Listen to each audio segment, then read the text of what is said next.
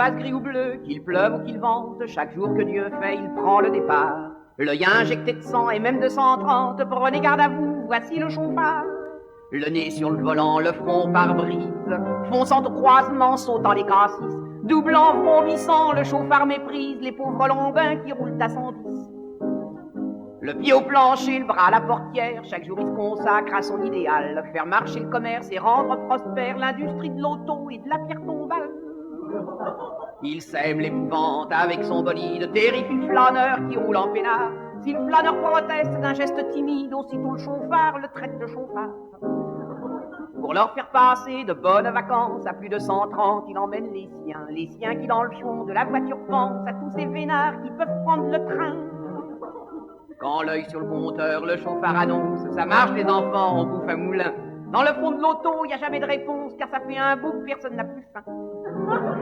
Après déjeuner, il est rouge, il chante, plein de vin, plein de cognac, il repart tout content. Il écrase deux dames à plus de 140, c'est pas toujours vrai que l'alcool tue lentement. De tous ces voyages dans la France si belle, ce dont le chauffard surtout se souvient, c'est les nouvelles pompes de la station Shell où en 18 secondes on lui a fait le plein.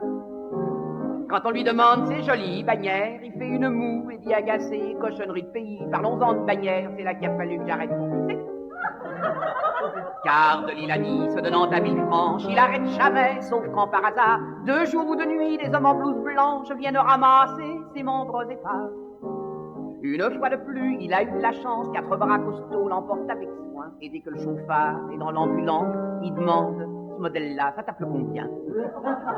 De ses randonnées les plus magnifiques, il a des souvenirs qui lui ressemblent bien, de Veslady, oh la belle clinique, et de Monte-Carlo, oh le bon chirurgien.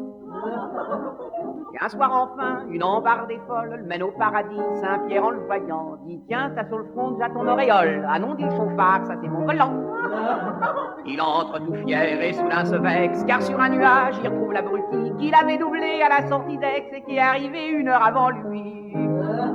Vite réconciliés, ils se réunissent pour parler vitesse, Packard, Chevrolet. Et Saint-Pierre dit à l'ange de service, ne leur donne pas d'aile, il les cabosserait. Si nos hommes d'État un jour voulaient faire quelque chose d'utile, enfin pour une fois, ils se pencheraient sur la France routière et rédigeraient une nouvelle loi. Et loin des grandes villes et loin des villages, ils délimiteraient un circuit à part, comportant cassis, croisements, virages et tout ce qu'on fait de mieux dans le genre traquenard.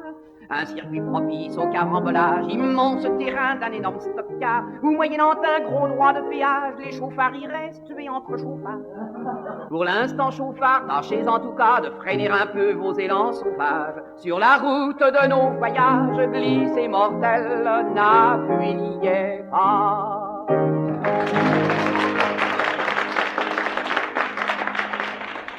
À l'intention d'un jeune homme que je connais bien, je vous dirai un poème que j'ai imité de Rudyard Kipling.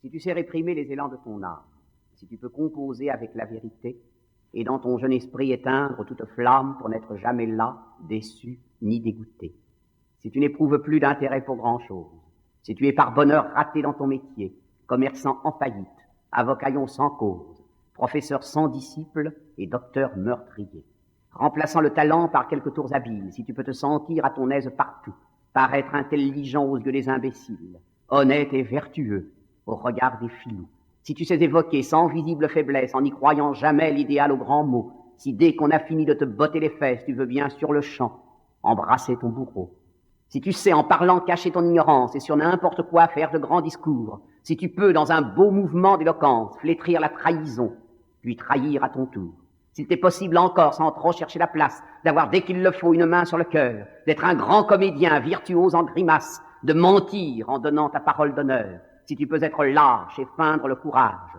si tu n'as pas d'orgueil mais beaucoup d'ambition, si tu peux supporter qu'on te traite à tout âge de jeune con, de con et plus tard de vieux con, si les échecs dont tu es le seul responsable ne t'empêchent jamais d'avoir le verbe haut, si tu peux sans frémir recevoir à ta table comme de vieux amis les plus tristes salauds, alors ne crains plus rien.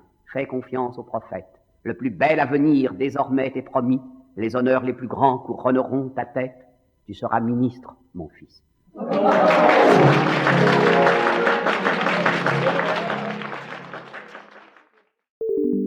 Nous espérons que vous avez apprécié cet aperçu. Pour continuer à écouter ce livre audio sur Google Play Livres, utilisez le lien dans la description de la vidéo.